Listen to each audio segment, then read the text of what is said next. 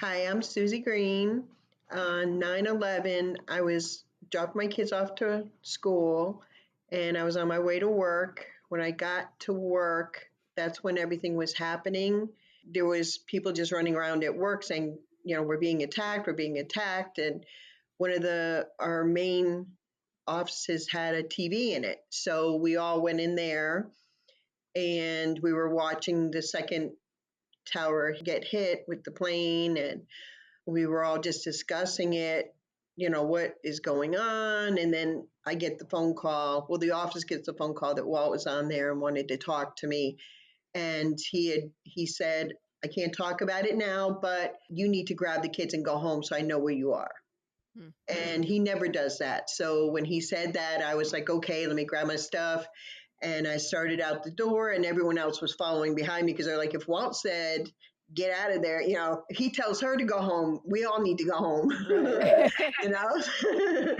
So I went and I picked up the kids, and at the schools, there were some other parents picking their children up, and some people thought we were being over, you know, cautious, but like I said, when Walt wouldn't say grab them and go home, so I know where you all are.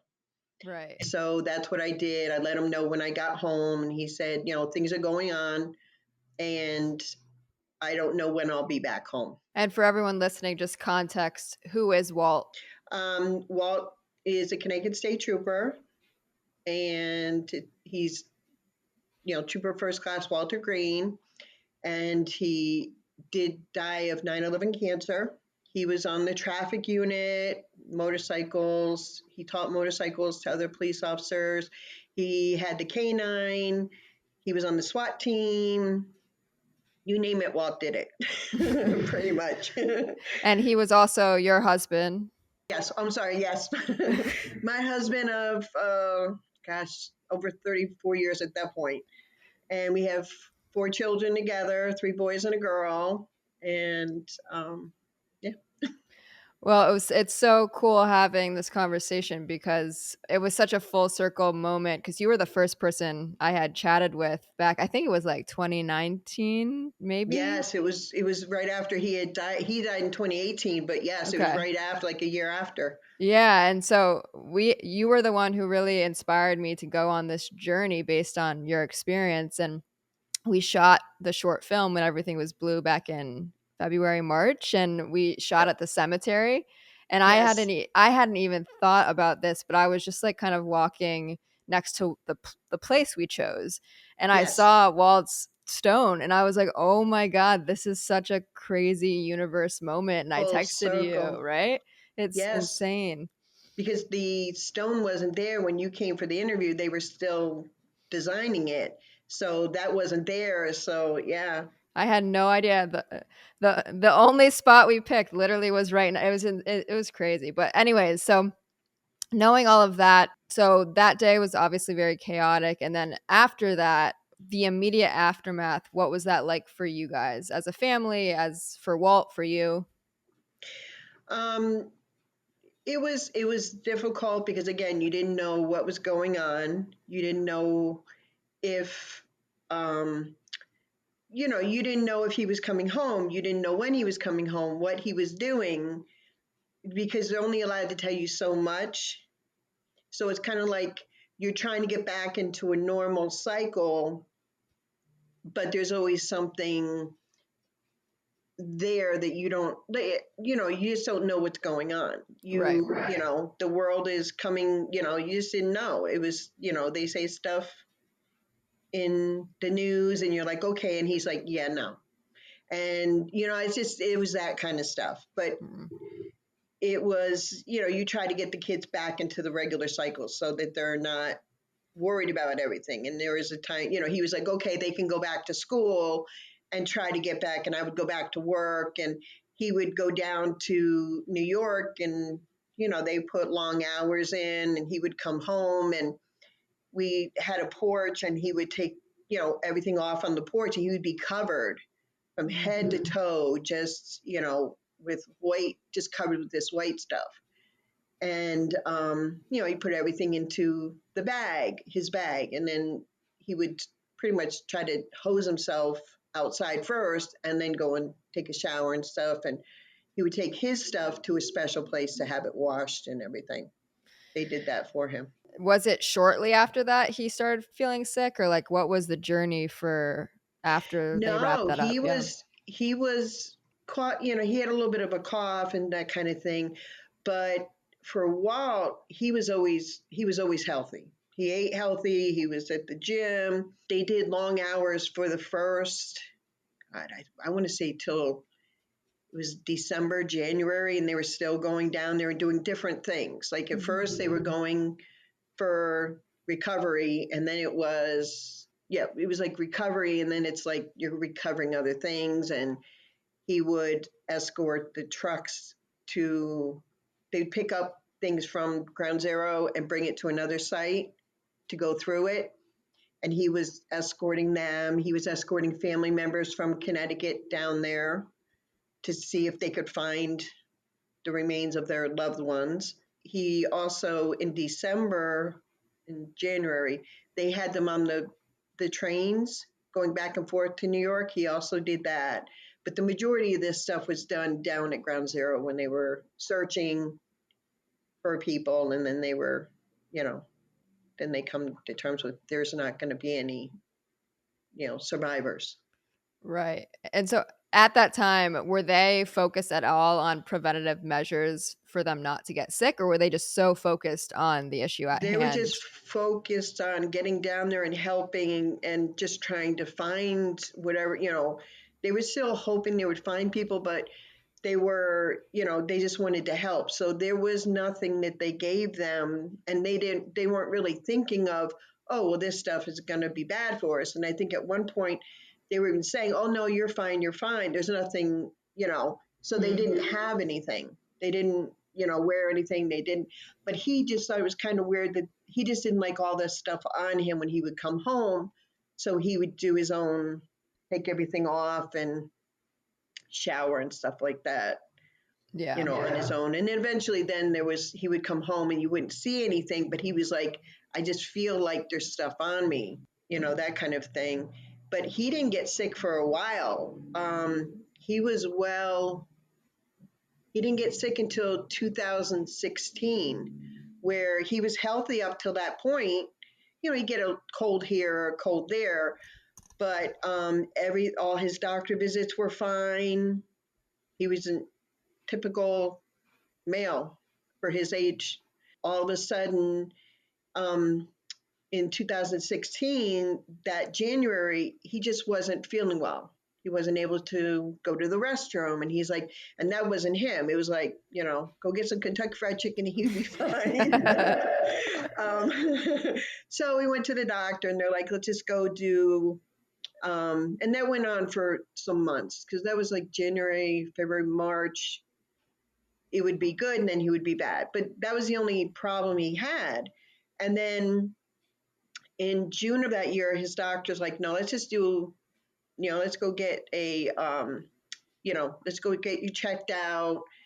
And when he did his, oh goodness, what's it called? For his colon. Colonoscopy. Yeah. Well, when he did his, you know, when they did the test, that's when they found out. He went for, you know, so that's when they were like, you do have it. And so he was just looking at trying to, you know, so he had colon cancer because that's where they discovered it.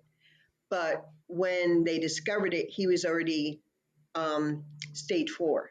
Wow. Yeah. So it was in his colon, his liver, his lung, and I think it was through the wall also. So that's why, you know, that's where I learned it. I didn't know that, you know, because they found it during his colonoscopy that's why they called it, you know, colon cancer. But Right. the lung one is the one that they couldn't get rid of. Gotcha. So that might have been the first one. They just didn't catch it there, maybe. Right. It's Yeah. because he had the colonoscopy that's where they found it. So that's why he had colon cancer. Yeah. And like I said, when they did all the the scans and everything, that's when they're like, it's stage 4. So he was just focused on trying to get rid of it.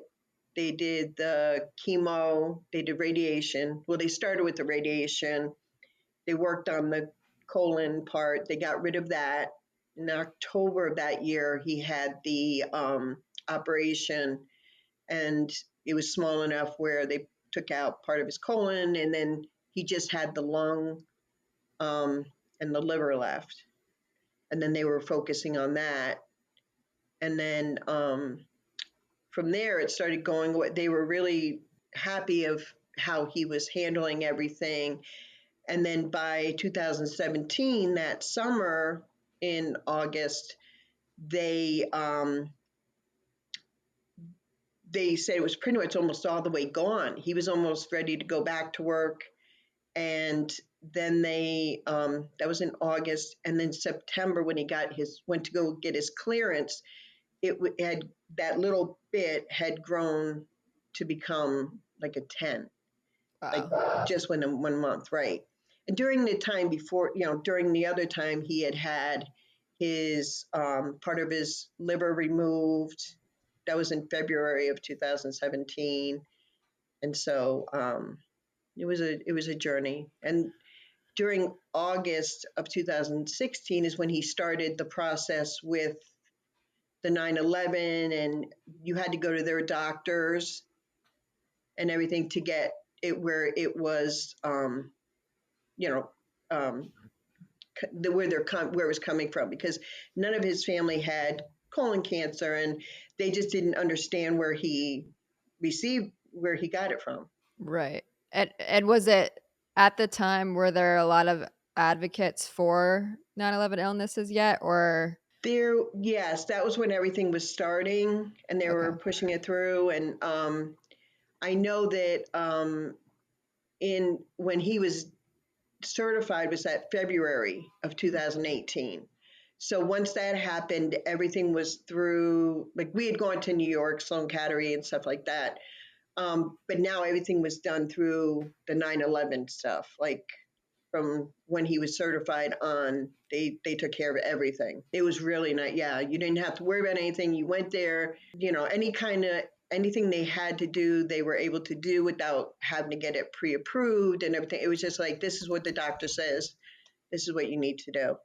Yeah, that's amazing, and it's great that you got certified before he passed away, because I know there's a lot of Yes, like complications with that as well. Um, yes. They because of him, anyone that went down with him in his group, the state police put together files on each one of them because they knew what they had to do for Walt. mm, And so they did it for everybody because there were people retiring, and they needed timesheets and they needed all this other stuff. Um, so they had one in Eugene had died after Walt, and he was able to get it quicker while he was alive because they did all this with Walt. They had wow, the files for everybody. Yeah, it that's really, and it's great because it was a lot of work that they were doing to, prove that he was there and, everything. I bet, especially because it was kind of the beginning, right? Like today, it's much more streamlined, I feel like, but then they Yes, were just figuring it out. So yes. that's great. And obviously, like this was such a challenging time for you and your family. What do you think for you was the most challenging part about navigating your husband having a 9/11 related illness? I think because he was so full of life, and it sucks the life out of you. Like if you said Walt bled blue, he bled blue. Yeah. Like he was that person that had to help everyone, and he was always so full of energy and life, and he loved to cook and, have parties and, just enjoy life. And, you know, he had plans of when, we all the kids would be done in college, and then we were going to go start traveling. He had his list of, where we were going to go and what we were going to do after that. And, and it definitely sucked the life out of him, Hmm. enjoyment of life. Like near the end, he still loved cooking, but he couldn't try it or eat it, or, so it definitely, it sucks the life out of people. and he was like kind of like a shell of who he was. It was hard to watch that. And he, Yeah. I mean, speaking of that, like, how did you and your children and whole family like find the strength to just essentially make it through this period? well, his outlook was he was always going to beat it. Up until the week before he died, he was going to beat it. Up Mm. until the day he took his last breath, he was going to beat it. Everyone thought that he was good. Like no one knew how sick he was, except for the family. Yeah. But that's usually how it is. He really did try to keep positive. We tried to keep it positive with the kids. That's what you try to do.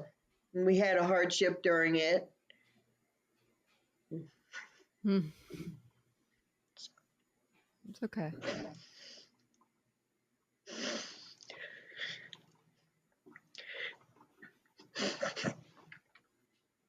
February. Oh, sorry. No, no Um, rush. while he was going through the liver in February of 2017, he was getting ready for that operation. And um, our daughter ended up collapsing Yeah. on the Friday before, which is our anniversary, before Wow. he was going in for the operation. And so she ended up having a brain aneurysm, but that was on the 3rd of February. He went in for the operation on the Monday.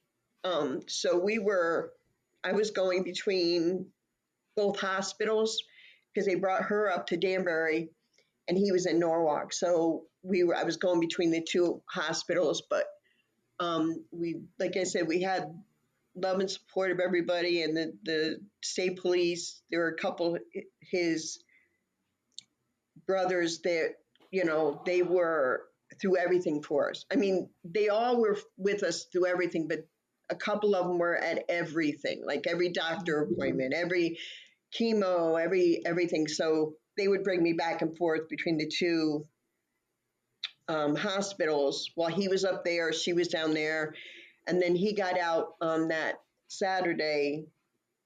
So they would be here at the house with him while I was up there with her because she didn't pass. We had to take her off life support on the 22nd. Wow. I can't even imagine. I mean, you're dealing with something so hard as it is, and then that happening, like, I'm so sorry. That is Yeah. such a, yeah. Um, ooh, I'm choking up. Sorry. You and John Feel make me you make me tear up Oh, every time. Um, yeah. I mean, with that said, though, like, I feel like with both of those things, your experience must have shaped a new perspective of healing, both personally and It's healing yeah. and in living life. You can't take for granted one day. You have to live every day like it's your last. And like I said, there's healthy people that drop dead. Mhm. So you really need to, you see all this stuff that's going on in the world, and it's just like take a day and just go to the beach and enjoy the weather. Or like I said, I have my little grandson, so he keeps me, happy and going, and he's just wonderful. And um, you have to. I look at it. I still had my three sons. So I see my three boys, but they're in their 30s, but now, but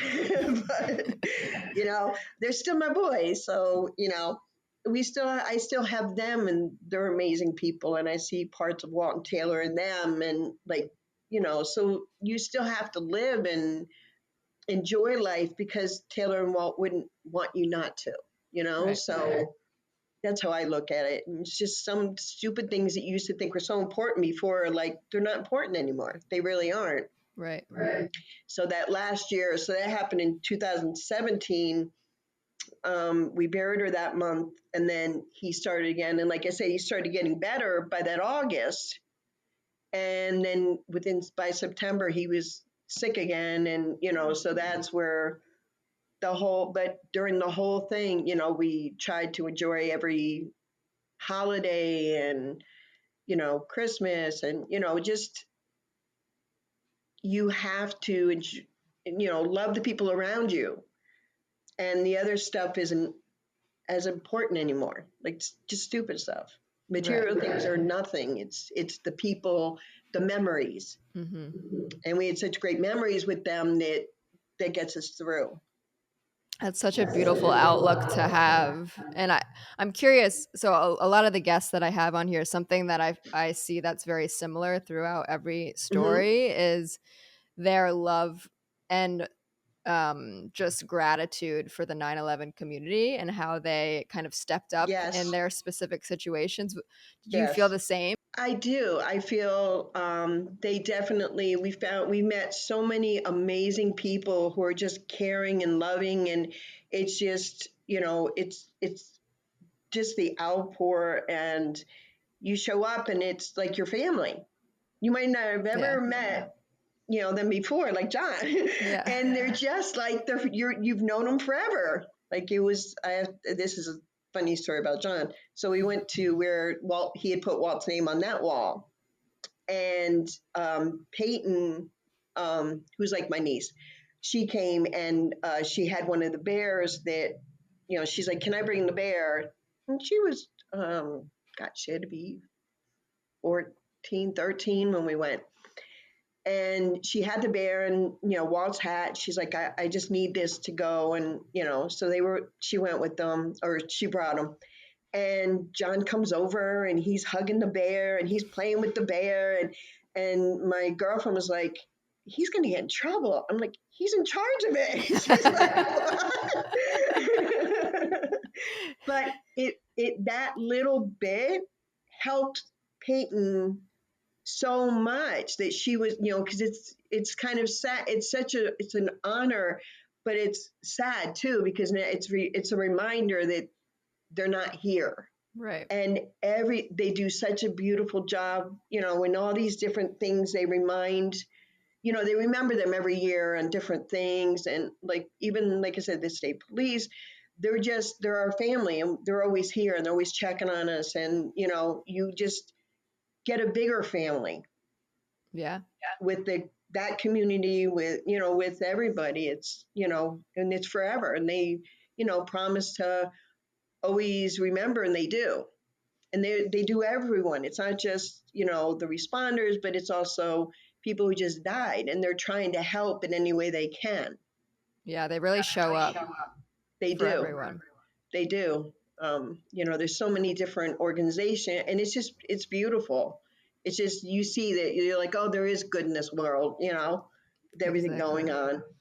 And I'm curious, like for you personally, what has helped the most in finding that hope during and after such profound losses you've had? Like, was there anything specifically that helped I you? just look at how blessed I am to have so many amazing people who are there for us, and they they don't want anything from you.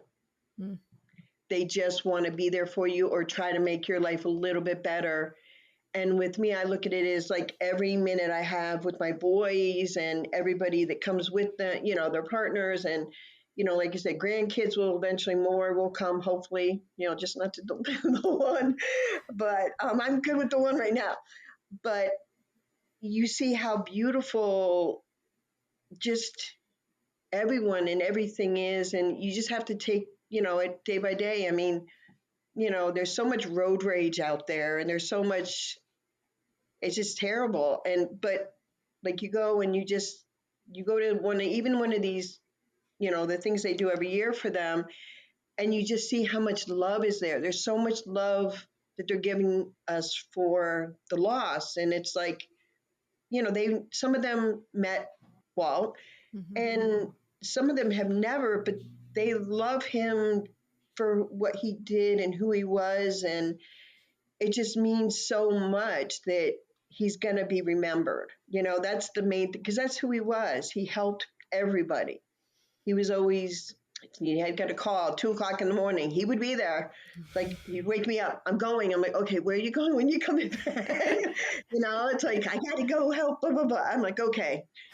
So it's just that's who he was, and it's beautiful that they're remembering him for the beautiful part. Not this is what I say. He's not.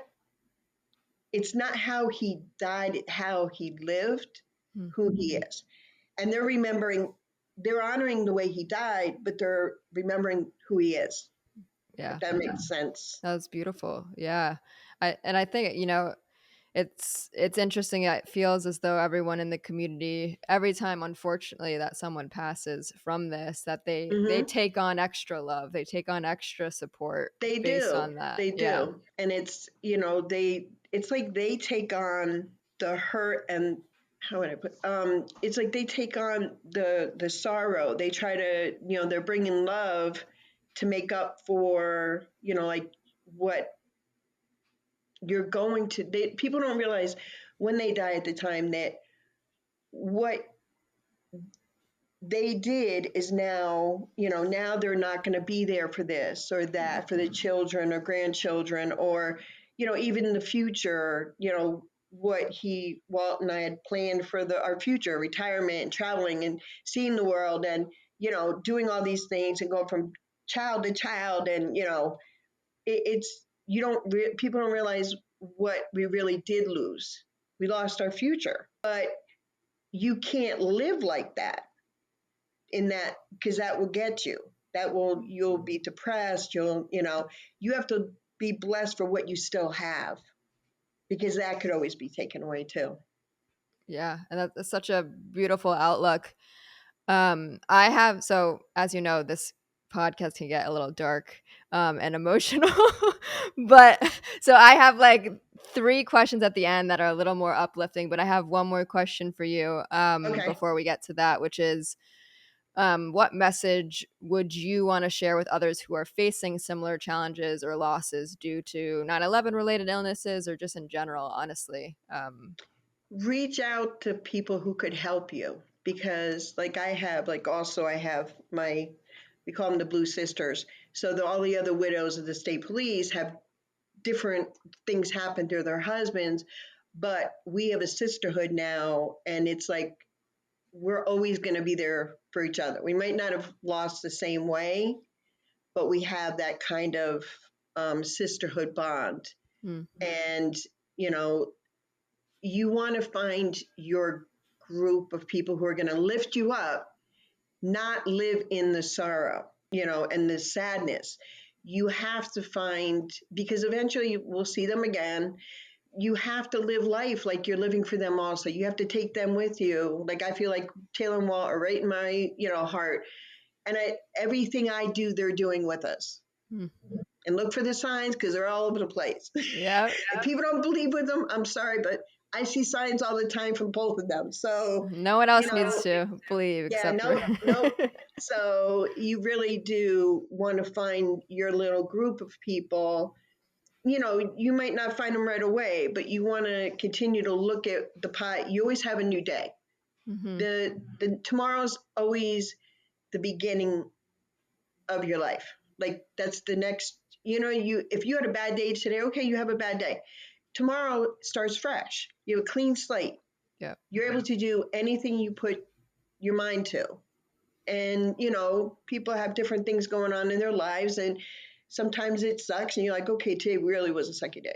No, take a look and be like, okay, today look at the birds are singing, it's a beautiful day, go for a walk, you know do what makes you happy, and just try to put something positive out there in the world, because maybe you had a good day today and somebody else had a horrible day, and the one thing you say to that person might change their life. Yeah. Or something you do, like even if it's a little something, it could be anything. It reminds me a little bit of the law of attraction, which is like what you put out, you receive. Yes, yes, And so if you're more focused, like what you're saying, on the positives, you will attract the positive people you need in those yes. times. And there's plenty of people who are out there to help. So if, like, is it like the 9/11 community have a lot of support? and the people are there. And if you're having trouble, and there's somebody there who's gone through exactly what you're going through, even though you may not think it, they are, Yep. or if whatever you've gone through, you just have to find your people and stay away from the negative. Always put the positive, say something positive in the morning. Even if you wake up and it's rainy or whatever, it's like, well, it's watering the grass today and the flowers. It's like a combo of positive and delusion. That really helped. Or like, it's snowing and it's really cold out. Okay, let's put a fire in and look at the beautiful fireplace. Yeah. So there's always something. You can always turn around a negative to a positive. You just have to figure out how you do it. I love that. And okay, so now we're gonna head into the positive segment, even though I feel like it has been positive this whole time based on your outlook on life. But the first one I have here is, what's the most beautiful thing you've learned throughout your experience with this? Most beautiful thing. Right, you should give me these questions before so I can think about it. I like it on the spot. Most beautiful, just the overwhelming love and support we've received. Like, I didn't even know it was out there. Like, we didn't go through a day where, like I said, the guys weren't with us, and if I had a hard day and they were like, oh, yeah, we're taking Walt today so I could go to work. They'd sit with him for hours at chemo. I'll be like, yeah, Brian, Jeff, Chris, today's not a good day, so good luck. But they came anyway, and, and afterwards they haven't left. And, even all the other, like I said, the state police union and the state police, and just so many people, there's so much love out there and caring. It's just beautiful. I've never seen to this day, I've never met anyone who's been negative about any of this situation. They're just so loving to our family. I just, you can't express how much that means to us. That's beautiful. Okay, number 2, what is giving you the most energy right now? My grandbaby. Makes sense. The love he shares. He's, he's so funny. He's 2 going on 50. He's very energetic. So I, when they're working, I take care of them. And so I'm, chasing after him, and we're going, and just seeing the world through his eyes is just like, if he sees a train, he's like, train, it's like, you sit there and go, it's just a train. He's like, no, it's a train. It's like, okay. Or, a bug, or, it's seeing things through his eyes is definitely giving me so much joy. I love my boys too. Love you guys, but that baby, they know. I feel like babies re-energize life. Yes. They bring back the playfulness and the curiosity. Yes, and just energy you're chasing. I might be tired afterwards, but just the hugs and the love, and Yeah. It's definitely him. All right. Last one. What's something exciting you have planned for this year, or then the next year? It doesn't have to be 2024. Next year. Well, I want to travel more.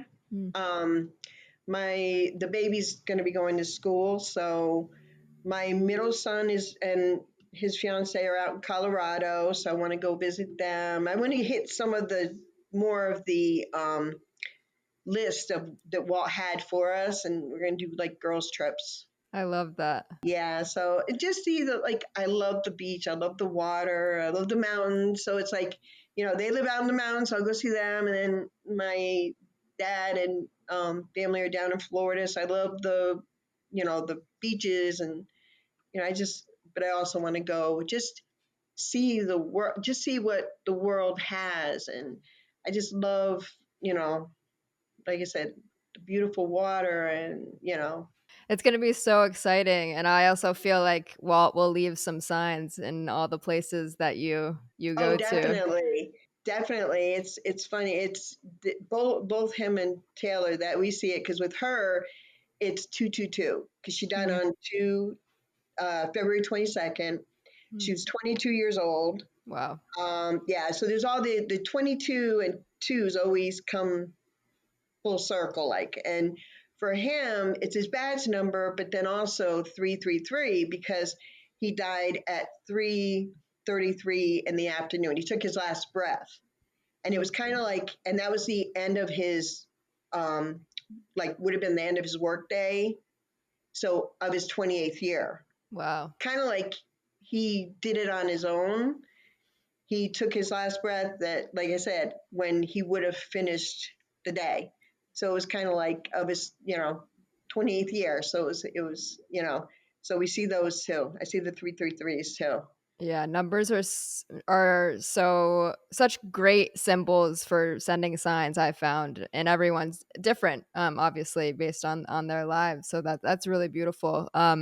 Thank you so much again for coming on to this Of interview. course. Like, I know this is not easy to talk about, but I really appreciate it, and I think you dropped a lot of really inspiring and beautiful things that people will need to hear in their time to hear it. So thank you so much again, Suzie. No problem. And like I said, people just reach out to the people around you and, the positive people around you. Don't reach out to the negative ones because that's going to take you, you really need to just look at, who's around you, who can get you out. And, like I said, you only have a certain amount of time on this earth and don't waste it. There's I love people that. who would love to be here, you know? It's true. So don't waste it. That's just don't waste a day. Don't waste it. Someone's fighting with you or arguing. Just take a look and say, well, what are they going through? What are they, and if it's not a good thing, you say, okay, I'll just keep them over here. You don't have to cut them out, but just keep them over there and, just look for the positive people or, they're around. There's people, who love, go and take a walk on the beach or, just listen to the wind or the birds or just get away from all, phones and everything. Just put them away and you'll, reconnect me. Like, you know what? I'm lucky. What are your blessings? Yep. That's what you want to look at. Don't look at your negatives. Look at your blessings. Oh, I took a breath today. It's like, even if Yep. it's just that, watch your stuff. You got amazing stuff out there. So Oh, thank you. Well, thank you yes. again.